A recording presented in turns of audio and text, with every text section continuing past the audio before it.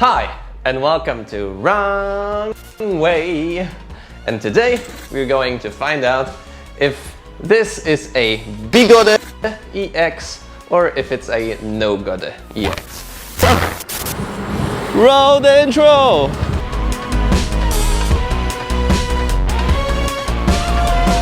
If you enjoyed this video, please like and subscribe and click on that bell icon to be notified of new episodes. Hey, how the hell did I end up in Adam's video?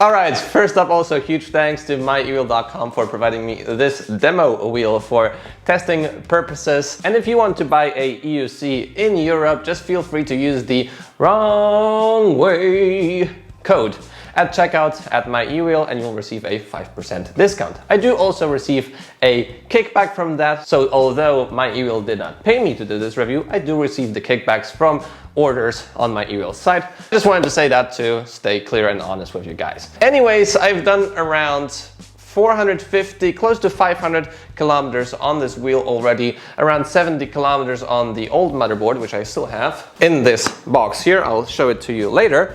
And around 400 kilometers or so, like 350 on the new motherboard. And sadly, I cannot ride it anymore because of several issues, but I'll get to those later. Now, if you want to see more action, just feel free to check out my first impressions video of the EX, which is linked here. There won't be much riding in this video except for the hill climb test, so if you want to see this wheel more in action, just feel free to check out the other video. Now, just grab yourself something to drink, a coffee, a tea, water, stay hydrated, and let's jump into this in-depth review of this demo unit of the BEGODE EX.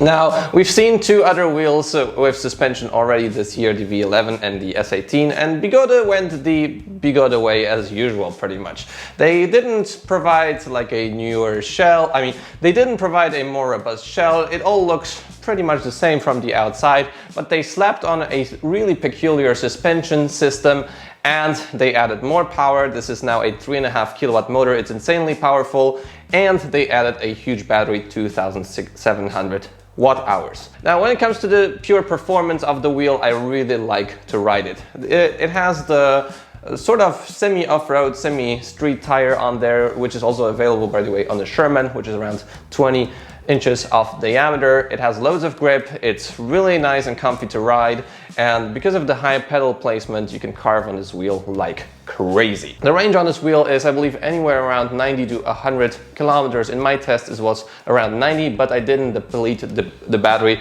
completely to zero. So during the range test, darkness spot was showing me 0%, but the wheel still kept on riding, and interestingly enough, I didn't have any tilt back dance. So even though the wheel was beeping at me when I wasn't riding it, which is usual to Godeways, at 30 or 35-ish kilometers an hour, it was just a 5 times beep, meaning that the wheel was overpowering, but it actually didn't tilt back the pedals. So I didn't know how much range I have left. It's really cold outside, so I didn't want to push the batteries too much at this temperature. But in other Godway wheels, when you hear the beep, especially when it's already present when you are standing still, then the pedals will tilt back when you're going too fast. It was not present on this wheel, which is pretty interesting, but I don't know if it's a software thing or just a new thing in Godeways in general.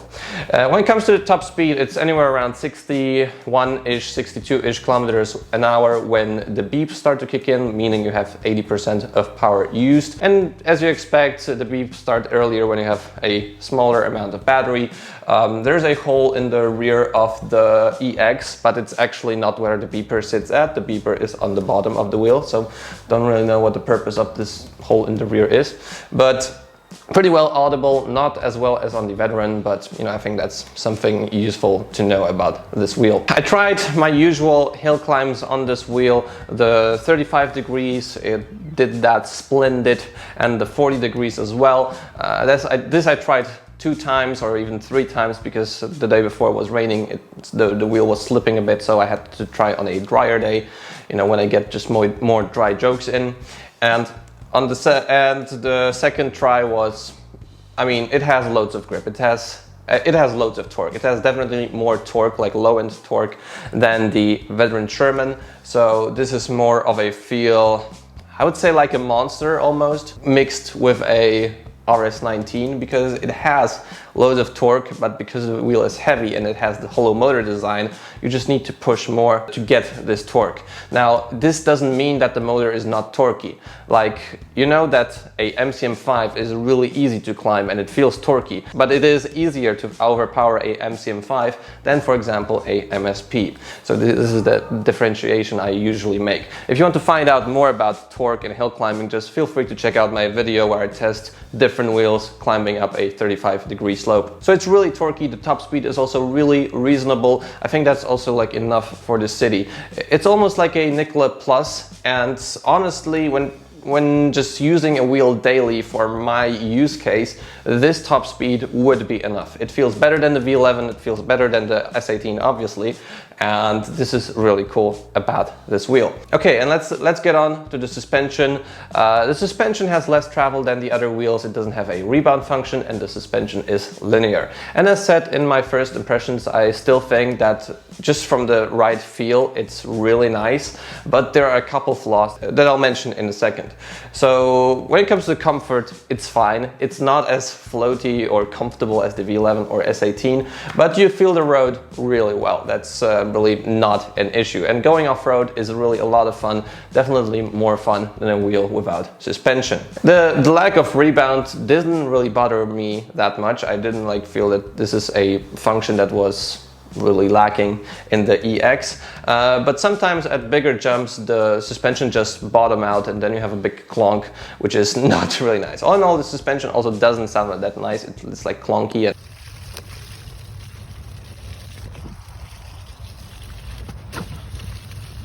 there's a lot of sounds, but just from the functionality, it's really comfortable. But now let's move on to the downside of the suspension. So Godway went a really different approach to the V11 and the S18, both in the pressure and size of the suspension and in the overall functionality. So you get this ginormous pump with the EX, which is really heavy. It's like cast steel or whatever, and it is that heavy because to pump up the EX properly, you need 1,300 psi in both of the chambers. Like for comparison, the absolute max that you can push on a V11 is, I believe, 170 psi, and on the S18 it's 300. So here's a way bigger pressure, I believe, because just the chambers are smaller. So you get this pump.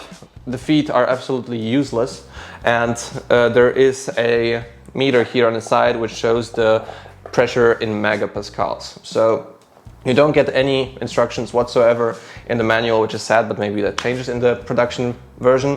And this meter is on the side, so it's just a hassle to use this pump. It's really just not a good design. So on the other end of the pump, let me show it up to you real close. You have this thingy, and you remove this, put this into the suspension, and then you put this inside and you can pump up the wheel. Now, there's a couple flaws with that. Number one, you can't, it's hard to take this with you if you want to change your suspension for going off-road or something more hardcore. The second thing is you can't really check the pressure of the wheel, which is, I think, the first time in history where something like that happens. So once you pump up the wheel to 1,800 to 1,300 psi, you just leave it there, and there is no way to check the pressure. So in order to check pressure or re-inflate the wheel, you have to actually put a sharp object like a screwdriver or whatever into the suspension valve, this will spray a bit of goo on you, and the pressure will just instantly release, and then you have to pump it up from new. So this is really weird, and I believe now my pressure also got lower. So in order to get the pressure up again, I need to remove air from both chambers, then pump it up, and yeah, then I can ride again. Just a bit of a hassle compared to the other two suspension wheels that are on the market now. The suspension is also exposed when it comes to the rods, so just some dirt can get onto it, so it will be pretty nice to see some sort of, you know, plastic or whatever to protect both rods on the suspension. And there also come a bit more flaws with it, but I'll get onto those. I'll talk about the flaws of this unit. So the wheel is, I believe, 38 kilograms. It's really heavy, but as you can see, I could lift it up and put it on the table. It's a hassle, but it's actually not that hard. Could be definitely more difficult. When just going up or downstairs, I just push the wheel up or down. I don't lift it. With the Sherman, I do that from time to time, but I never feel like lifting the EX. It's really heavy, and it's also like higher, so it's more difficult to just lift it up. It has a lift switch, which is pretty cool, and you know, it has a trolley handle, which turned out to be more practical than I expected, even if it's going just down quite a lot. I didn't find it to be such a hassle when just going around in a shopping mall. It's in the center, so it's pretty cool. And I also heard that they put in a new mechanism for the production version of the EX. And while we're here, I can tell you a bit about the features. The light in the front is mediocre, to say the least. It's just like the Nikola. There's a daytime running light, which I really like. There's a single charge port, which is, oh, no, don't turn on. There's a single charge port, which is quite sad, because the RS19 has twin charge ports, the Monster Pro has twin charge ports, and I feel like they designed the wheel a bit earlier, and later on the Monster Pro and the RS19 came with all these new specs, and they couldn't update the EX for some reason. So it's a single charger and just 9 hour full of 4 charge. Now you can get faster chargers, but I wish there would be a out of the box easy way to charge up the wheel faster, like for example the Veteran with the 5 amp charging or 10 amp charging, so 6 hours or 3 hours respectively with a bigger battery. This is 9 hours with a smaller battery. There's also a USB port, and I also already told you before that it's really easy for water to ingress if you don't close this port correctly.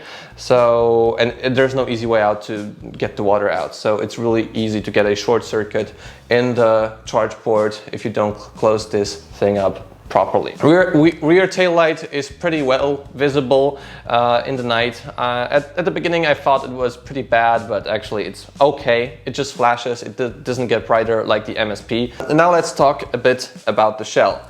And that's where the problems really start to arise. I'll move the camera a bit. So the shell is pretty usual, like what you see on other Godways. It has 2 panels on each side, and it has a mid shell as well. But now it has also this strip running around on the top. And the problem with that is that there is no seal and no screws, nothing really holding this up in place. So when you fall, this is even more flimsy than a MSP or a RS19. So all that needs to happen is just this, and you break. Oh, I just broke accidentally. I know the front light was already broken. This is what happened when I tumbled down, when this wheel tumbled down a bit. So, you know, this cable just got loose, and you know, now it needs fixing. The same thing is with the top panel. Almost no force needs to be required to get this out. And there's also, you know, the charge port here, but luckily they're sealed in place. So this is pretty cool with silicone. And the rear taillight, the same thing.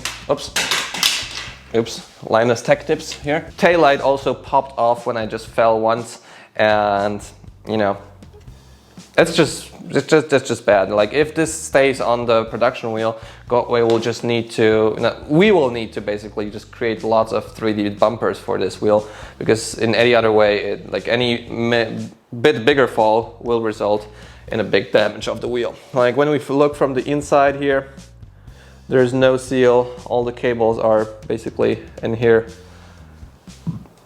and Yeah, this is just sad. If you compare it to the Veteran, it just doesn't look that good. Oh yeah, and the rear mudguard is too short. You get really dirty from it. So on the top, really there could be some improvements.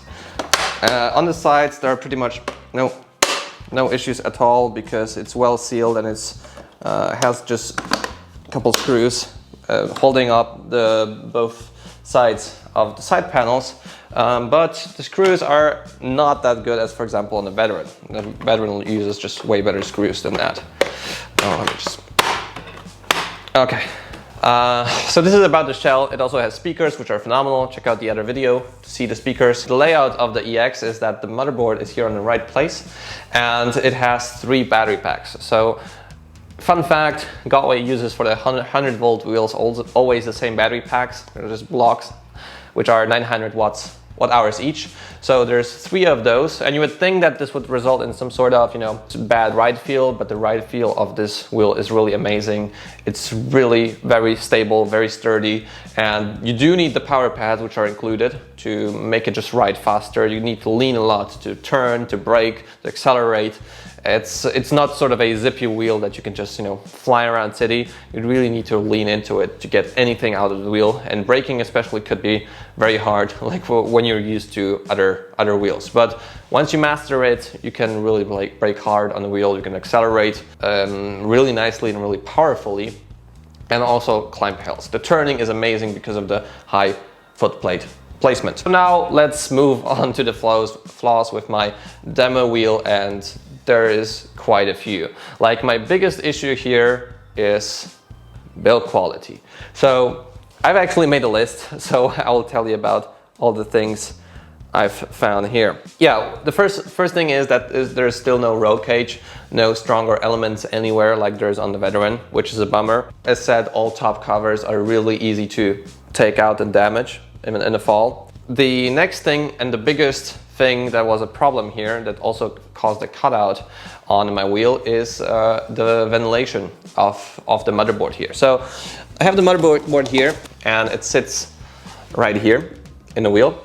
So the problem is that, what Godway usually does in their wheels is that behind the motherboard here, there is a hole to cool down the motherboard. You get this in the RS and the MSP, that's really, really usual. But to get even more cooling power to overcome overheat hill, cheers Marty, they put on a big heatsink on the side. Underneath this heatsink, there's a small hole in the wheel, and there was a box surrounding that hole that was put there, by the way, it's 3D printed, to prevent any water ingress from outside all over the wheel. But the problem is that when I swapped the motherboard, there was no seal around the box, and the box was also just screwed into the shell with like wood screws, so the threads just became loose after once unscrewing it. And once we put that back in and I rode for a little bit, water was just accumulating all over the wheel. It just dripped down basically from the hole and causing lots of issues, like lots of damage to the wheel. So number 1, it cut out on me when I was going downstairs. Number 2, the speakers on the bottom were flooded, so I'm not sure if they work. The Bluetooth module here in the middle doesn't work either for audio. The regular Bluetooth module for Darkness Bot and other apps still works. So, and yeah, and the wheel was dirty inside. What needs to be done to solve that issue is just to put silicone around this hole, maybe also add an additional filter on the top of where this box meets the motherboard. And yeah, this is necessary to make this wheel safe at all for riding. In any other way, it's really dangerous to ride this wheel in the rain, especially if there's no silicone around the box that is connected sort of to the motherboard. That's the most important thing. The seal around the side panels is fine. There's no issues with that.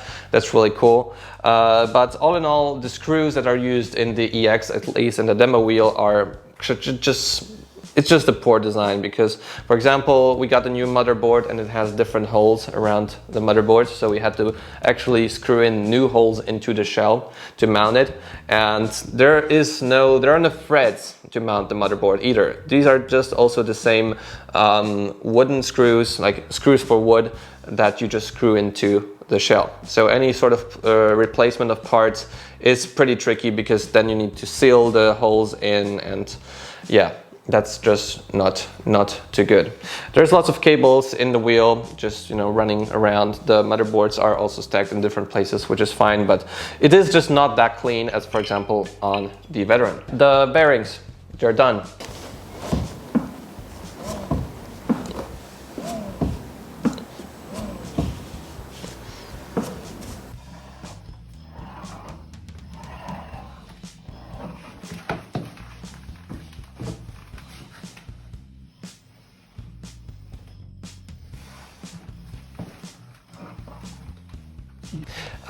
And it's really interesting because a friend of mine, Michu, has a Godway RS and he doesn't do any jumps and the bearings in his wheel are fine, but in this wheel they're dead. Like, I'm afraid to ride this wheel anymore. I know Godway BEGODE has to do something about it because other than that, after 400 kilometers of intense riding, the bearings are dead. And a friend of mine, David Solar, he also got a EX, his bearings are dead also. There needs something to be done in the bearing department of these hollow motors to make them just good. Like, I think the V11 has no new ones, which are supposed to be fine, but I just wish they just used a regular motor like on the Veteran. Another issue was that the tire was just not a good model. The rubber was not properly displaced, or it was just too long sitting on the wheel and it got deformed. So, but that's something that happens from time to time on wheels, so it's not really fault of the wheel. So next thing is that the pedal rods were so tight that we needed to buy a new hammer and lots of WD-40 to get them out. Thanks for the tips on Instagram, guys. And you can see here that on the left side I have a different pedal rod from a MSX, and on this side I have still the original one, whoops, from the EX, and just look how hard it goes in. It's basically really hard to get this out, and the other one was even harder.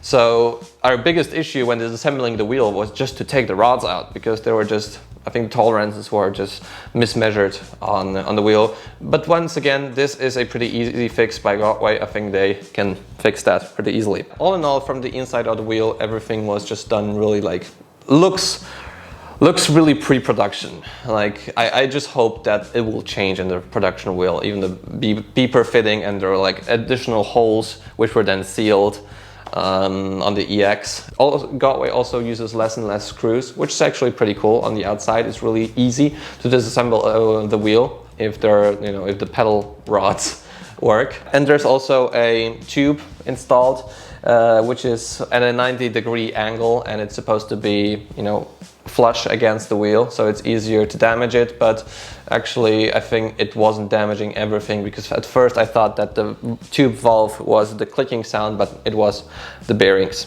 So next thing is nothing securing the suspension rods when it comes to like getting them dirty. This is one thing, and the second thing is that the suspension rods are actually bent in my wheel. So I don't know how to fix it. Maybe it's an easy fix. I didn't put it on the stand before, it's just today on the stand, and the issues were before. So take a look at the pictures how bent or just misaligned the suspension rod is on the EX. That's also something they need to fix. And there's also that's a funny thing almost, because they moved on to the hollow motors to get the play out of the axle shims that were previously present on the wheels. But now actually there is a new sound,